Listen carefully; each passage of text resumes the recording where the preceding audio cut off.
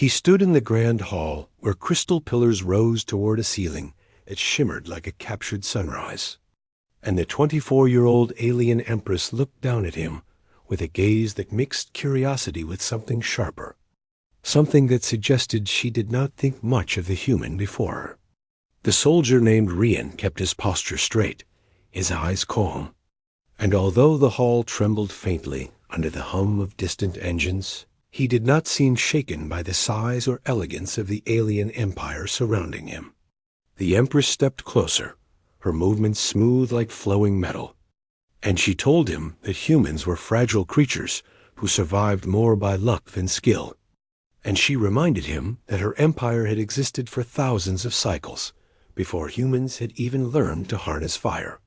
Rian listened without protest, and though a faint shift crossed his face, he did not argue back, because he was a soldier, trained to keep his words disciplined even when insulted. The guards around the hall watched him with silent amusement, their armor glimmering with the faint light of energy fields, and they waited to see whether the human would break under the Empress's belittling tone. Instead, he simply bowed once, steady and respectful, as if her words were no more than drifting air. And this reaction caused the Empress to narrow her eyes, because she had expected defiance or embarrassment, not acceptance. She continued to question him, asking why humans insisted on joining the massive alliance war that raged across the edges of the galaxy, suggesting that his people should have remained hidden behind their small blue world. Rian answered that humans fought because they believed in choosing their own course, and he spoke with honest calm, saying that if danger reached their world, they would not run from it.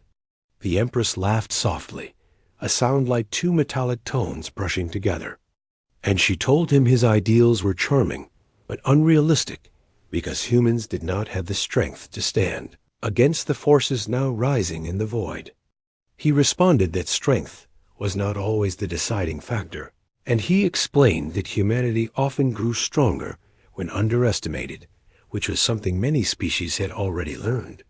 The Empress turned away, dismissing him with a gesture of her hand, telling him that he could return to his ship since the negotiations were clearly a waste of time. Rian saluted respectfully and said he understood, but even as he turned to leave the hall, his steps remained steady and unhurried, and this small detail bothered the Empress more than she expected. She watched him approach the exit without a hint of frustration or hurt, and she wondered why her words had not provoked him, since most envoys reacted strongly when she questioned their worth. Her advisor stepped beside her and commented that humans were stubborn in a quiet way, often refusing to show their emotions, and that perhaps Rian simply did not care what anyone thought of him. The Empress dismissed the thought at first, but something about the human lingered in her mind, and she found herself irritated by the idea that he might genuinely be unaffected by her opinion. She told herself that he was simply another soldier from a minor world, yet she kept her gaze fixed on the hall entrance long after he had walked through it and disappeared from sight. Then the lights dimmed suddenly as a deep warning tone spread through the palace, and the ground trembled with the force of a weapon impact that none of them had expected so close to their capital. Her guards rushed to her side as another impact shook the hall, and fragments of crystal fell from the high ceiling, lighting the air with fleeting sparks as they shattered against the polished floor. The Empress demanded a report, and her advisor revealed that an enemy fleet had breached the outer defense ring, something that should have been impossible, according to their previous intelligence estimates. Before she could respond, another violent blast rocked the foundation of the palace, and escort ships scrambled outside like streaks of metal light attempting to block incoming fire. In the confusion, Rian returned to the hall, having been on his way to his shuttle when he heard the alarms, and he immediately offered his assistance in evacuating the palace. The Empress stared at him with surprise, because she had assumed he would flee first, yet he stood there ready to help despite her earlier dismissal. He explained that soldiers did not abandon allies during danger, and although the alliance negotiations had failed, he still considered their empires bound by shared threat. which meant he would not walk away. She hesitated for a moment, realizing that his calm strength might be exactly what she had overlooked earlier, and she agreed to follow his evacuation plan, even though she was not used to taking orders from a human. Rian led the group through the collapsing corridors, guiding them away from structural weak points he identified instantly, using instincts sharpened by years of battlefield experience. The palace shook again, and walls cracked like fractured glass, but he kept the Empress and her guards moving steadily, urging them toward the underground passage leading to the emergency transport hub. When they reached a sealed bulkhead door, the guards struggled to force it open. Yet Rian stepped forward and used a compact tool from his belt to override the lock, proving that human equipment was not as primitive as the Empress had assumed.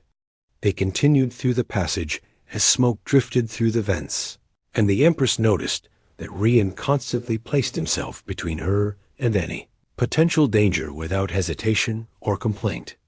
At one point, the ceiling above them groaned with the strain of the battle outside, then collapsed in a cascade of debris, but Rian pushed the Empress aside and shielded her with his own body, absorbing the impact of smaller fragments.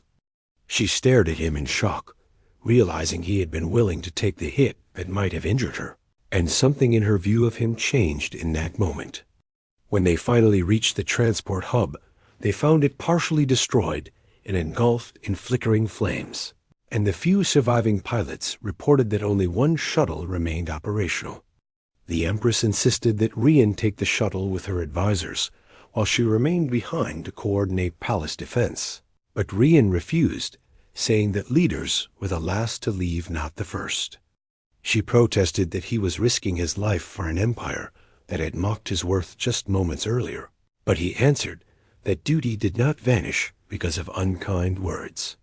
He instructed the remaining guards to board the shuttle, and although they hesitated at first, they obeyed because the Empress signaled them reluctantly. Before stepping fully into the chaos of the burning hub, she turned back to him, her voice quieter than before, and she asked him why he showed such loyalty when she had given him no reason to trust her. Rian responded that trust grew from actions, not titles, and that he believed the alliance between their peoples mattered more than the pride of individuals. Then he motioned for her to board the shuttle, and she stepped inside with a conflicted expression as the engines roared to life and the metal ramp sealed behind her. As the shuttle lifted away, she watched through the small window as Rian remained on the crumbling platform, directing defense crews and drawing enemy fire to protect those escaping. A sudden blast struck near him, engulfing the area in smoke, and her breath caught as she feared the worst while the shuttle accelerated toward orbit. The moment they reached safety, the Empress ordered her command ships to scan for survivors in the palace region, ignoring the startled reactions of her advisors, who had never heard urgency in her voice before. Reports came in slowly, each pass showing damaged structures and scattered energy signatures, but no definitive trace of the human soldier who had stayed behind. She pressed for more scans, despite the tactical risks of exposing their fleets. And although the officers warned her of incoming enemy vessels, she refused to retreat until every possible search attempt was completed. When the final scan still detected nothing, she sat in silence, realizing she had misjudged Rian, not only as a soldier, but as a person. And the weight of her earlier words felt heavier than any crown she had ever worn. Days passed as the war shifted to distant fronts, yet the memory of the human soldier stayed with her, not as an envoy she had belittled, but as someone who had shown courage without expecting recognition. When her fleets regained control of the capital zone, recovery teams uncovered a hidden bunker beneath the shattered transport hub, and inside they found Rian injured but alive, having pulled other survivors into the shelter during the last moments of the attack. When news reached the Empress, she traveled directly to the recovery vessel where he rested, and she entered the medical chamber quietly, just as he woke. She told him that she had been wrong about humans, wrong about him, and wrong to dismiss his worth, and her words carried no pride, only sincerity. Rian answered that survival and cooperation mattered more than past misunderstandings, and he accepted her apology without hesitation because he believed that rebuilding trust was more important than dwelling on earlier mistakes. From that moment, the Empress viewed humanity with a new respect, and when the next Alliance Council convened, she defended their role with unwavering conviction, stating that strength was not defined by age of empire, but by the courage of individuals, like the human soldier she once underestimated. And as the war continued across the stars, the story of the Empress and the silent human who walked away without anger became a symbol of unity, reminding countless worlds that respect doubly